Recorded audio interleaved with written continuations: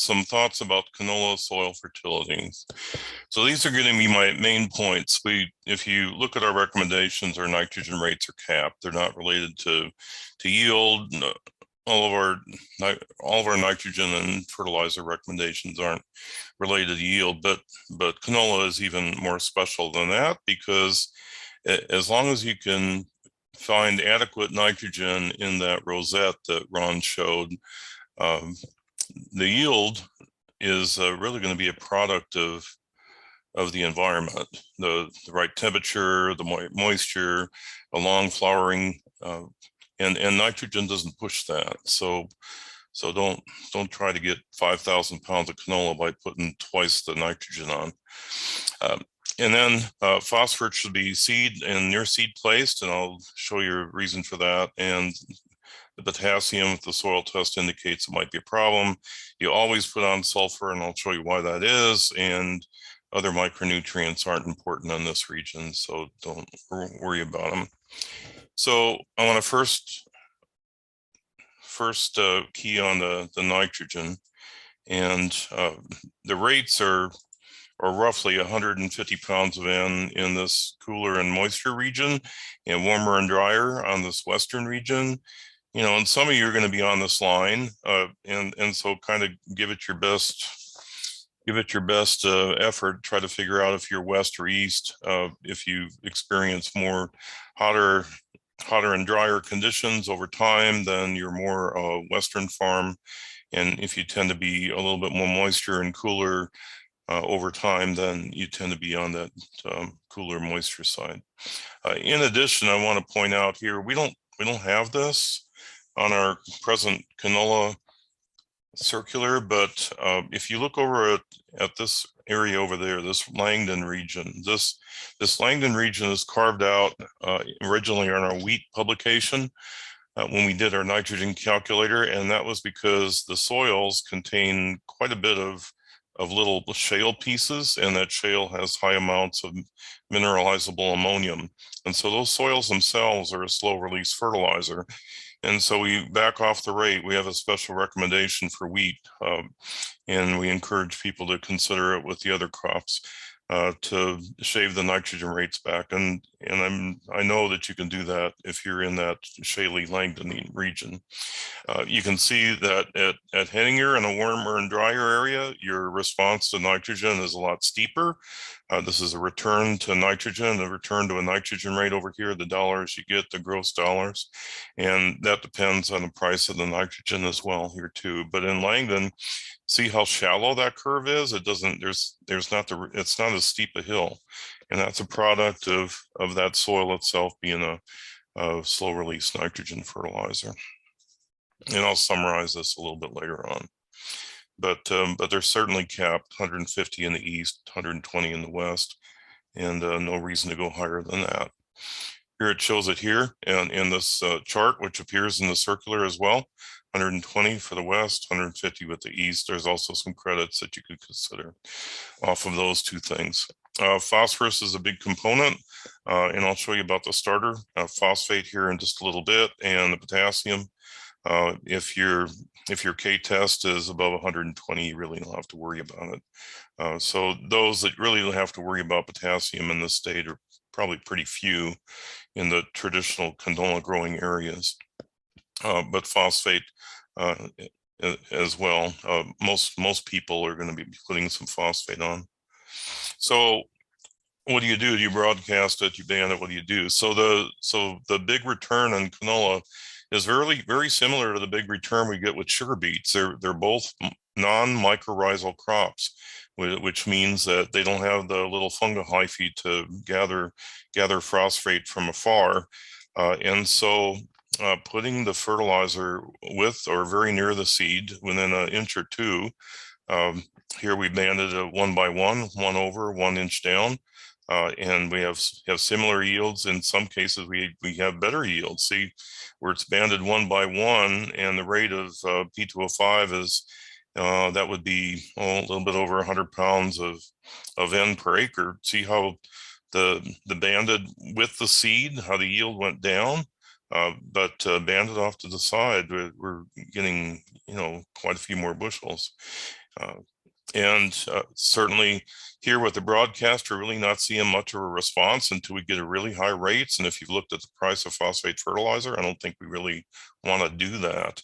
So we want to use modest rates. We want to band it with the seed, but you see we're pretty limited with the seed, and we're not limited when we band it away from the seed. So depending on what your soil test P is, this is something to really consider. And note the large response of the canola to the banded P, especially the side banded P, that when we get up here 75, 80 pounds of MAP equivalent, we get another 9 bushels. That's what 50 pounds.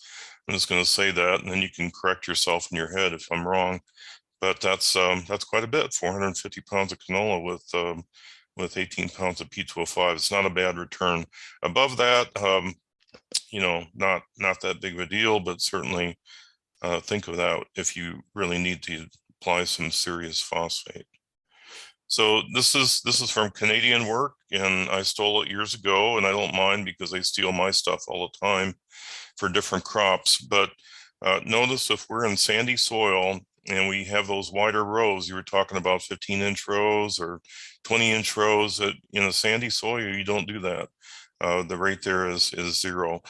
With the 6-inch spacing, something close to what you get with the 1890 drill, then you can put about 5 pounds of N with the seed, N plus K2O, but most of you would just be worrying about N. And then the more clay is in your soil, the higher the rate can go. The wider the spacing, the less is there. But this chart is in the canola circular, so you can certainly use it and take advantage of it. So I wanted to let you know before I go to the canola slide that my colleague Dr. Dibert passed away this last October. He was born in Bison, South Dakota, and educated at NDSU and University of Nebraska. And he was a big-time supporter of no-till and reduced tillage systems in the state, and really did the landmark sulfur work in the state. And when he came out with that study that I'll show you in a minute, it was really important because at that time we were going through all that scab mess in the 90s. And people were desperate for another crop, and there was a large educational program that rolled from town to town across the northern tier, and people switched to canola. And because of Ron's or Ed's work with the sulfur, nobody had any train wrecks. Everybody understood how necessary sulfur was, and I'll show you his work, and you decide for yourself if it's important or not. So this is some work that Dr. Dibert did with a grad student up at near Rock Lake, North Dakota, and he did it on what we call a katina. The Buse is a hilltop soil, the Barnes is a slope soil, and then Svea is that darker soil on the foot slope. And where we had zero sulfur, the yield of canola on that hilltop was only 30 pounds an acre. And when they applied 20 pounds of sulfur as ammonium sulfate, that yield increased, 5,000%? It's just amazing. So that shocked people, and in their head, they're starting to count the dollars. And so they're really, I had no phone call, ever from canola growers saying, I didn't think I needed to put on sulfur, so I didn't, and I had a train wreck. So it was really Ed's work that made that possible, that made it so striking for people.